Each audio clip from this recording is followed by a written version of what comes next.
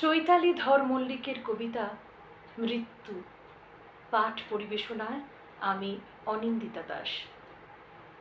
দেহ মন ছুঁয়ে একটা ঘুম অমোঘ, নিজের ধারাপাত উচ্চারণের অভ্যাসে বিরক্তির ঢেউ আসে পরপর শুধু বালির। রাতের শরীরে মুখ ডুবিয়ে জিভে লেগে থাকে নোনা বিস্বাদ স্বপ্ন।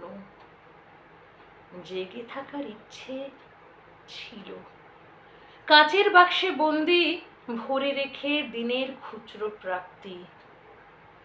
সেই দীর্ঘতম ধীর শেষ শব্দের ভার, সেই দীর্ঘতম ধীর শেষ শব্দের ভার কাউকে না শুনিয়ে ঝরে পড়ে চুপচাপ। সব শব্দঘন ভাব ভালোবাসা শেষ হয় এক নৈঃশব্দের কাছে। সব শব্দঘন ভাব ভালোবাসা শেষ হয় এক নৈঃশব্দের কাছে, নৈঃশব্দের কাছে, নৈঃশব্দের কাছে। চৈতালি ধর মল্লিকের কবিতা মৃত্যু পাঠ পরিবেশন করলাম আমি অনিন্দিতা দাস।